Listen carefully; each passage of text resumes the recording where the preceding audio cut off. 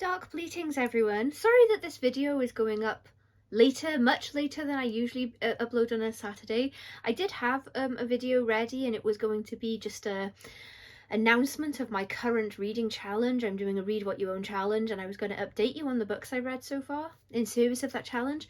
But I've been watching a lot of videos about people's top films of last year, their top 2024 horror films, and over again, and I know I said I wasn't going to talk about this after me and Mikey talked about it, but I keep seeing Alien Romulus. So I have a quibble, and it's not that people like Alien Romulus. I think by now everyone that watches my channel knows that I'm kind of a die-hard Alien fan, and I haven't really liked anything that's come after Alien 3, and I especially hate Alien Covenant. Oh, hi Loki! Hi! But I am really happy that other people don't have as much of a stick up their butt about it as I do and can just enjoy things. I know that I'm nitpicky and I know that I get overly angry about stuff to do with the Alien films, but something that I keep hearing over and over again in everybody else's reviews is this claim that Alien fans are just hating on Alien Romulus for basically no reason, or because of that one reason. And the reason that people seem to think that original Alien fans, oh hi, don't like Romulus, sorry. The reason that keeps being cited that original Alien fans don't like Romulus is just because of the callbacks or something like that. It's usually, people seem to think that it's because of the obnoxious amount of references to the originals, and I keep hearing that sentence over and over again is Alien fans are just gatekeeping and they just don't like this film because of this one thing, and I just think that's crazy. And I'm not tagging anyone that I'm responding to in this video because I have no internet beef with anyone. These are all, you know, people whose channels I really enjoy, and I love everybody's thoughts on the films and stuff. But it's just that one particular thing that started to bug me the more I heard it, and I'm here to, you know, not speak for all original Alien fans. I know lots of original Alien fans that really liked Romulus, but I'm getting tired of the assumption that I just don't like it. And yes, I have taken it personally because of all the callbacks. So I've compiled, I watched it again. I watched it a second time specifically because of this, and I've made some notes. So let's start with the callbacks and the references, right? So it might seem like a vapid reason, a silly reason to write off a whole film. However, a lot of people have said that while there are a lot of references and callbacks, and while not all of them are good and some of them are really sort of tacky, they're not egregious enough to ruin the overall enjoyment of the film for a lot of people. And I'm really happy. If you're one of those people, I'm really happy to hear that. Now, I will say that the callbacks were the first reason that I didn't like the film, and they did hamper my enjoyment of the film. And I think whether or not the callbacks are a big enough factor to ruin the film for you might come down to how big of a fan you are of the originals and how many times you've seen them, so how well you know them. Because some people were like, oh, there are, you know, a few callbacks. There are not a few callbacks, and I'm sure that I've missed some, but here are the ones that I noticed, and there are reasons why I particularly don't like them as well. So there are lines of dialogue, most famously, "Get away from her, you bitch," which Andy says like he's confused about why he's saying it. And I'm sure the actor probably was, because it doesn't really make sense for Andy to say it, apart from that it's just in Aliens. You have my sympathies, I prefer the term artificial person. There's a whole bunch of lines of dialogue, and unless you've obsessively watched the first two films in particular, like I have, you might have missed a bunch of them, because not everyone is going to spend their life obsessing over a couple of films. Anyway, there are also like 1,000 visual references and other things. So Rook, the horrible CGI deepfake Ash replica, or not replica, but one of the same type of android as Ash from Alien 1. So Rook is in half like Bishop is in Aliens, and he looks like Ash for no reason. So this was one that really bothered me. And first of all, I do think that overall, aesthetically, this film is amazing, and the set and the lighting and the music and everything, it really it definitely captured the feel of the original Alien films. Like, I don't hate everything about this film, but the CGI for Rook was so distractingly terrible that I couldn't get over it, and I'm not the only one with that. And what made it worse is that Ian Holm isn't with us anymore, and it felt disrespectful to me that they shoehorned his image in there, and it served no purpose other than to go, oh look, he looks like Ash from the original. There's no reason why it couldn't have just been any other android. We could have had a new actor and a cool new performance or something to enjoy a new android, but no, they did that. Also, the scene where they sort of like wake Rook up or like switch him back on is basically the same purpose as Ash serves when they switch him back on in Alien, and also Bishop in Alien 3, where they need information, so they switch him on for information. So it's not a carbon copy scene, but it's the same. He's used for the same purpose. Another visual thing: pulse rifles and the instructional scene where Rain is taught how to use a pulse rifle. It's almost a shot for shot replication of the scene from Aliens. And also, just as a side note, but why are the pulse rifles better with more features in this film than they are in Aliens? Because this film takes place almost 40 years prior, so the pulse rifles should be the same or inferior. That's a nitpick, I know. Rain's trainers are the same as Ripley's trainers, and the way that she signs off at the end of the film, basically the same, so that's a copy and paste. Kay crawling around under the metal flooring is the same as Newt crawling around under the metal flooring. The Alien 3 face-to-face shot that's near the end of Romulus with Rain and the xenomorph. The facehugger scene, there's something in the water. That scene, it's lit red. There's water. I don't know why there's water in this scene, but that's directly ripped from Aliens as well. It's the scene where Ripley and Newt are trapped in the room with the facehugger, and Burke's locked them in, and Ripley sets the sprinklers off. So it's very reminiscent. And initially, so this scene took place before the bulk of the obnoxious callbacks, and I thought it was really effective. I thought if you're going to reference something that came before it and it's in sort of like fan service, I thought that was actually a really good way to do it, because that scene is good and it's enjoyable and it's shot well, it's lit well and everything. I only come to dislike it because of the absolute bombardment of things that followed it. The hybrid creature at the end, straight from Alien Resurrection, it's just not birthed by an alien queen, it's birthed by a human this time, so they sort of like reversed it, but it's the same idea. And the evil android trope. I am so bored of this in Alien films now. So Alien, we have Ash, who quite far in they realise has not been working with them, he's been working against them, and he's an android. And then we have Ripley's suspicions in Aliens about Bishop that, thankfully for her, turn out to be, she's worrying for no reason with Bishop. Then in the prequels, we have a return to evil androids, and now not only do we start our evil android trope with exactly the same face of Ash again, and why, but then this shifts over to Andy as well.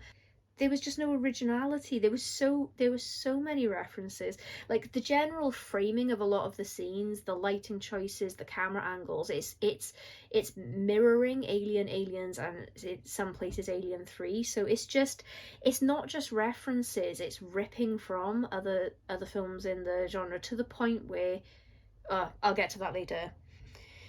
So while I think that if you noticed one or two callbacks, that's probably not enough to ruin the film for you, even if you did find them really obnoxious. I'd argue that all of this together is very much enough reason on its own to dislike the film, because it kept taking me out of this current film and reminding me of the other ones, and a lot of the time it was just irritating. Like, it was done for no reason other than to go, oh, remember this? Moving on to problems with the timeline and franchise continuity. So, first of all, the Nostromo. Now, I know I mentioned this in the video with Mikey, but in the beginning, Weyland-Yutani are recovering debris from the Nostromo that blew up, and it didn't just blow up a little bit like there was a grenade on board and it blasted out a bit of the hull or something. It obliterated it. I think, if I'm remembering correctly, there were like 2 or 3 even explosions for the Nostromo, and I just remember Ripley watching it, just seeing just light engulf her vision, like there was nothing left. But apparently there was plenty left. Not only did much of the ship survive in chunks, but they were large identifiable pieces with the word Nostromo was still visible. I couldn't believe what I was seeing. But I would have been willing to let it go if it wasn't for everything that followed. Recovering the xenomorph from said Nostromo ruins, that was where I actually started losing it, because the xenomorph wouldn't have been in the Nostromo ruins, even presuming that physics doesn't exist, and that even if there were bits of debris from the Nostromo, it exploded, so they would have just carried on exponentially traveling out into space in different directions. But let's just assume that we don't know that, and that these bits are floating around altogether. The xenomorph still wouldn't have been in the debris, because the xenomorph was nowhere near the exploded Nostromo, because it got blasted out of the airlock of the escape pod that Ripley was in, and she was miles away by that point. So how was the xenomorph in the Nostromo debris? Rook, when he's telling the group about the xenomorph they recovered, he tells them that Ripley blasted it out of the airlock. So, firstly, 2 things. It's acknowledged in film that Ripley blasted the xenomorph out of the escape pod airlock. So, I initially thought that the writers had just overlooked or, like, not realised that the xenomorph wasn't on the Nostromo. But it seems like they did realise that, because Rook says it. But they just didn't care enough to work around that. I guess there was no other way for them to, happen upon it where they could make it sort of plausible, even though it's not plausible. And the second problem is that how on earth could anybody know that Ripley had blown the xenomorph out of the airlock? Because Ripley at this point in the timeline is still floating around in deep space in her cryopod. She hasn't been found, and nobody knows what has happened, and in fact she won't be found for nearly 40 more years. So there is no way that Rook or anyone else on this space station could know that she blasted the xenomorph out of the escape pod, the airlock, whatever. So another problem that it puts into the continuity of the whole franchise is that it confuses what Weyland-Yutani know in Aliens. So the timeline is Alien Romulus, Aliens, just so you know, in case you don't know that.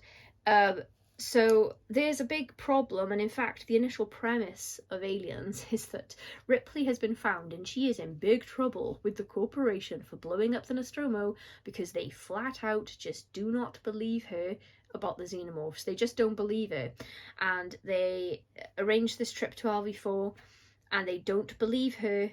And this whole thing, like the whole first act of Aliens, centers around this issue, which no longer makes any sense, because they've got a space station full of facehuggers and the xenomorph in question.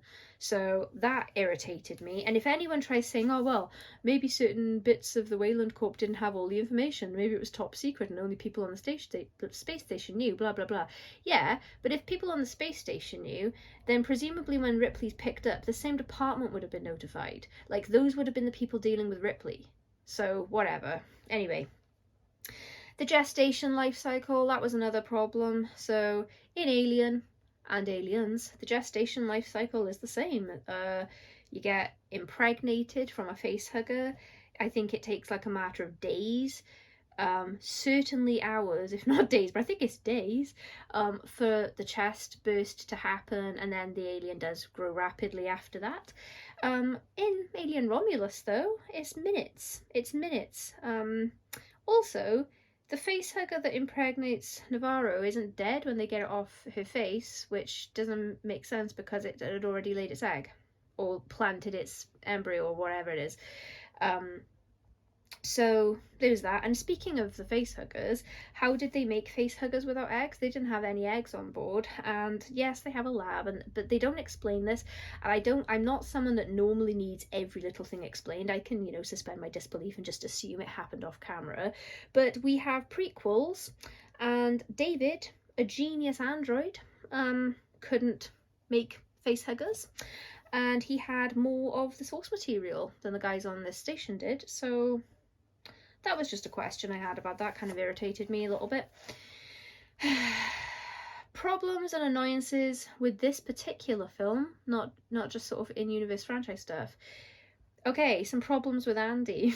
And I would at this point like to say that I think that the acting in this film was really good. Not just Andy, but Andy was, like, the guy who played Andy was really good. I thought the whole cast was really good. I don't have any qualms with the cast.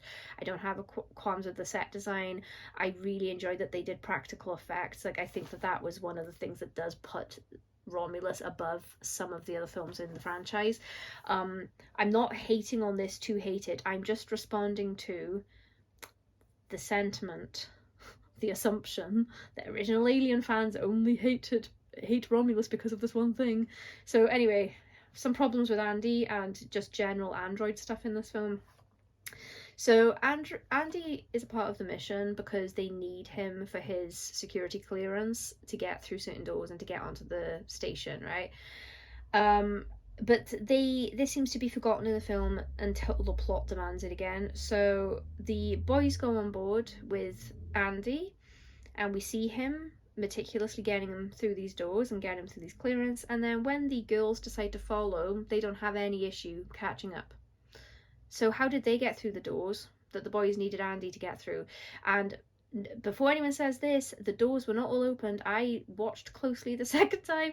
It's not like Andy being on board just activates everything and everything's now open. And in fact, they go back to the fact that Andy is needed for certain doors afterwards. Also, Kay manages to get on board with no problem as well after her pod inexplicably crashes into a loading dock. So that just comes and goes, and considering that this was the initial premise that Andy is imperative for this mission because they can't get the cryopods without him, I just thought, well, they couldn't have remembered that for the whole film. Okay. So they find a dead android on the floor. Let's just say dead for ease. So he sort of plugs in and gets the info from that dead android, but then when he's I'm going to say plugged in for ease as well. When he's plugged into Rook, then he gets a whole different set of information. Why wouldn't the androids on the station have the same information as each other? Just doesn't. It just was no point in even having a dead. So let's go back to the beginning a little bit. Why does our gang know about the station? The derelict station floating around up there, and why do they get to it before Weyland-Yutani? You would think, considering the cargo and the stuff on board, that Weyland-Yutani would be right up there. Also, even if they didn't know what was on board, it's a Weyland-Yutani station, so wouldn't they have recovered it? Also, speaking of our group just popping up into space to intercept this space station, they're all basically indentured slaves on this planet, but they're allowed to just leave the surface, are they? Without having to go through any sort of clearance on a spaceship. Also, speaking of indentured slaves, why?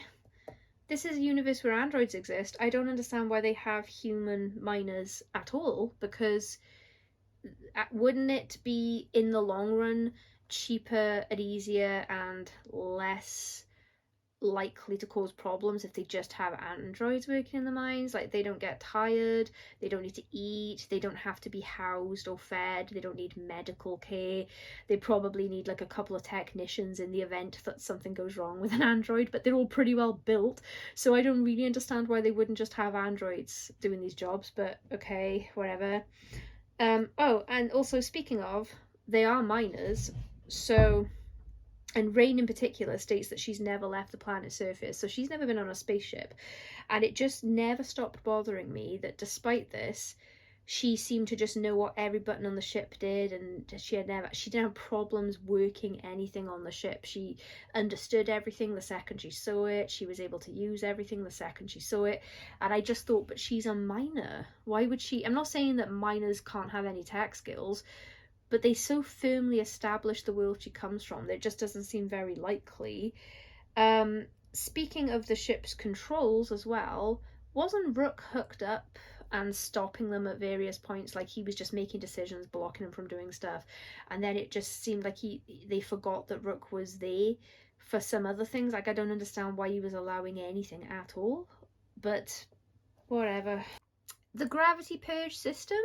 Now, I initially really liked this as a concept, but then it only comes into play in the third act again, after we see it the first time, and that would be fine. It's just that when we see it the first time, this just feeds into characters making stupid decisions, and this one was pointless. So they realize that the gravity purge system is timed, and it's like short periods of time before the gravity will come back on.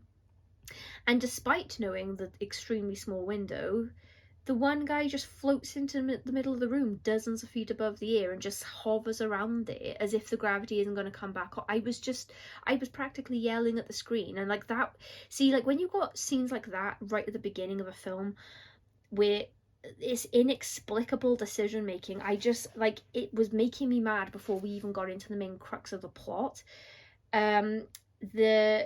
Another stupid thing, as I just mentioned a few minutes ago, when Kay is on their little ship and something happens and the ship ends up like crashing around all the side of the space station, and then it just unbelievably, coincidentally and conveniently, happens to land in like a loading bay or something where she can get onto the ship again without Andy's help. So that scene, again, where the anti-gravity is then used, the purge thing, where Rain uses it to make all the xenomorphs float up into the air so she can shoot them all, and she's got more time to shoot them and stuff. Now, I wouldn't nitpick this scene if this was the only thing wrong, because I did think, oh, that is actually an original idea in the Alien franchise. I haven't seen that before. It's a fun way to use like the mechanics of what's on board and everything. However, couple things. After she's shot the xenomorphs, where do they all go? Because you'll notice the blood floating around, the acid blood that they have to avoid, but the xenomorph bodies are gone. It's like someone just rubbed them out of the scene. Very weird, because they wouldn't have fallen to the floor because no gravity. And also, the blood wouldn't have just stayed still. It would have carried on traveling because of the force of the being shot and everything, but whatever. And also, well, the acid blood, they're told not to shoot the guns when they first get the pulse rifles. Andy tells them not to shoot the xenomorphs because of the acid blood and obviously the danger that the acid blood can cause. But then she shoots like a dozen xenomorphs and there's blood everywhere, and none of it gets to the hull. None of it reaches the exterior and causes that kind of problem. So that was just, I just felt it was very convenient. The scene with all the facehuggers in the room, and they're like, oh, we'll change the temperature of the room and pass through it so the facehuggers can't see us, because they say that the facehuggers see temperature, infrared or whatever. And so their theory is like, this room's full of facehuggers, they have to get through it, and if they adjust the temperature to human body temperature, then they can pass through unnoticed as long as they're quiet. So once again establishing that the facehuggers can also hear. These facehuggers have been charging around, chasing them, but they're all just like happily dormant in this room now. So they change the temperature, the doors open. No, not a single facehugger reacts to the sound of the door opening, which I thought was very strange, because the facehuggers seemed very bloodthirsty for the people up until this point. Also, this didn't occur to me when I talked about this before, but when they opened the door, wouldn't the heat have just left the room? Because it's not going to just stay contained if the doors are open. Also, let's say it didn't. Let's say the heat's perfectly contained in the room even with the doors open. Wouldn't the facehuggers have still seen them standing in the colder corridor? where the corridor is and body temperature. And then, worst of all, we don't even get to see this cool scene of them creeping through because it's intercut with what's going on the other little ship. So I thought that we were kind of going to get a really tense scene, like something like Jurassic Park, you know, the kids in the kitchen and the raptors walking through, but no, they just cut away from it. We don't even get to enjoy it. Does Rain love Andy or not? Because when she agrees to go on this mission and then it's revealed to Andy, because they want to get the cryopods so that they can go to another planet, which is 9 light years away or whatever, 9 years away, where it's not going to be as horrible as the planet they live on and they can live more freely and the sun's there and everything.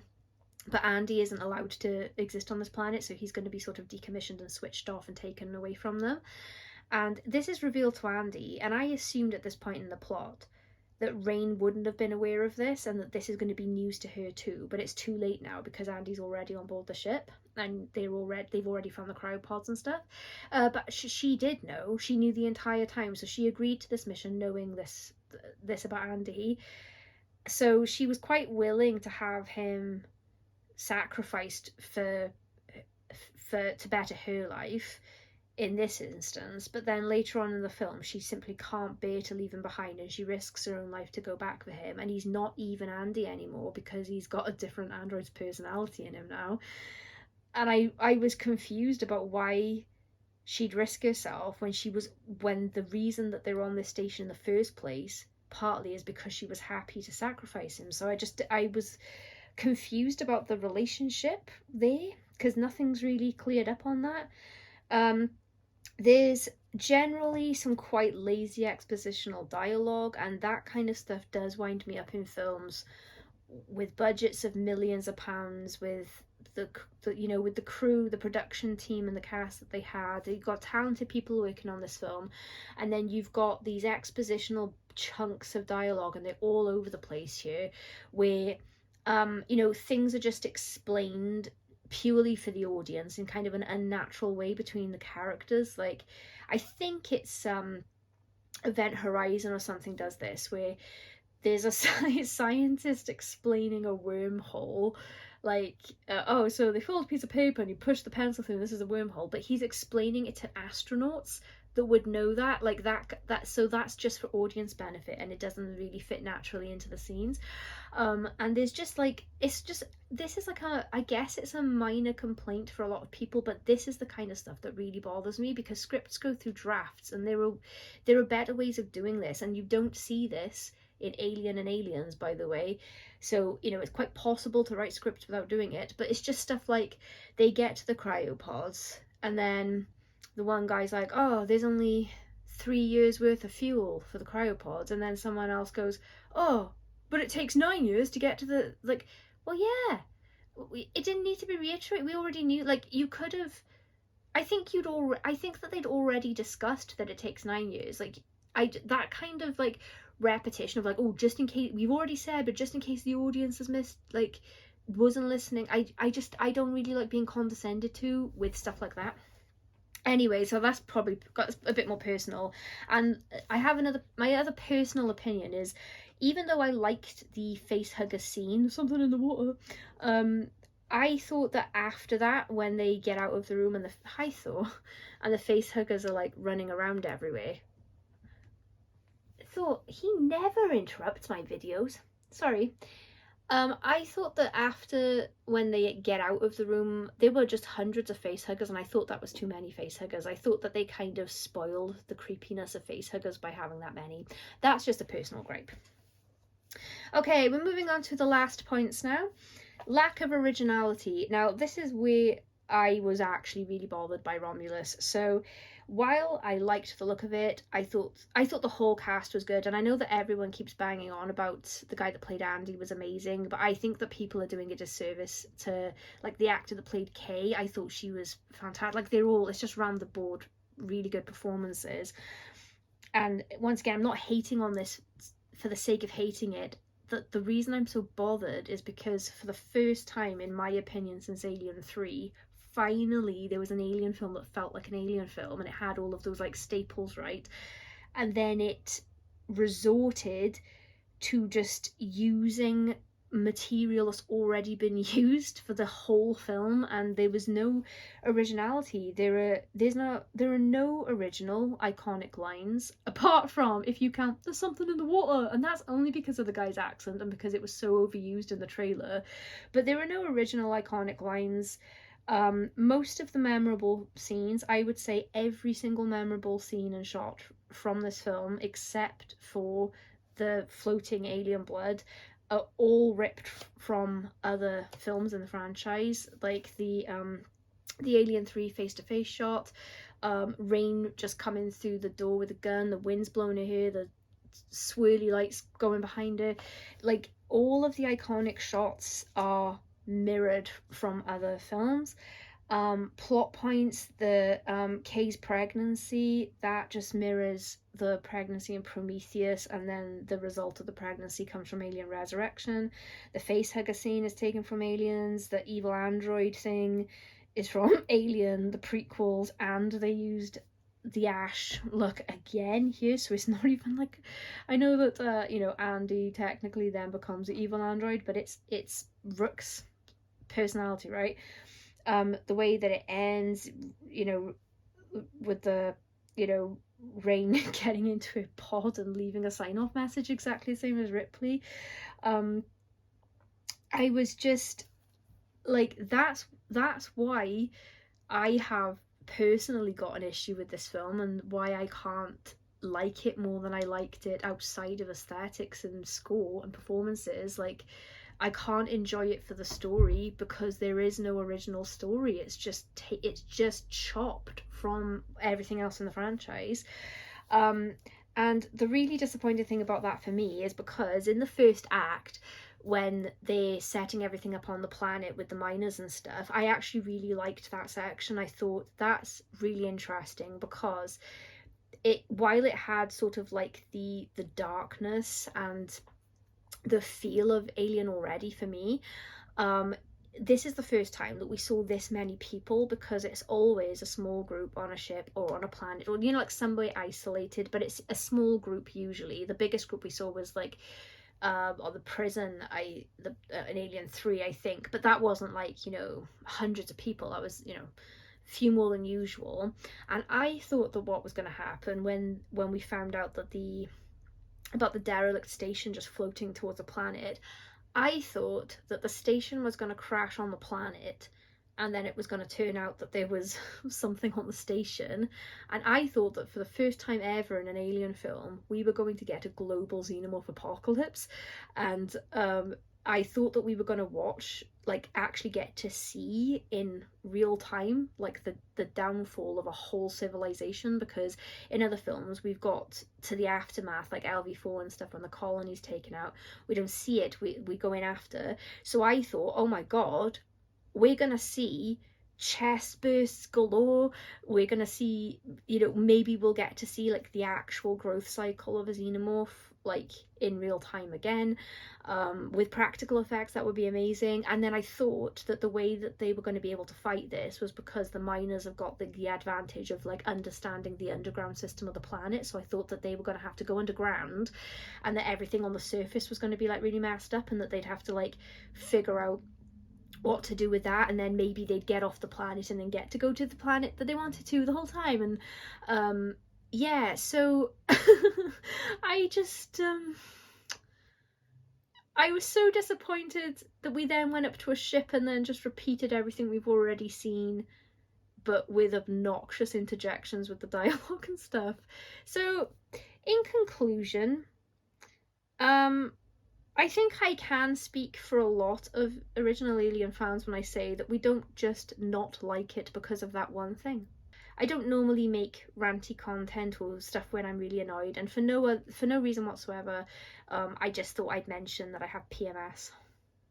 I don't think that's connected, but on the off chance that you actually enjoyed this video, it would be really cool if you subscribed. I post Thursdays, Fridays, Saturdays and Sundays. Fridays are always Let's Play videos. We're doing Silent Hill 2 remake at the moment. Thursday and Saturday is bookish stuff, usually. And Sunday is always an author interview. So I'll see you soon, bleed!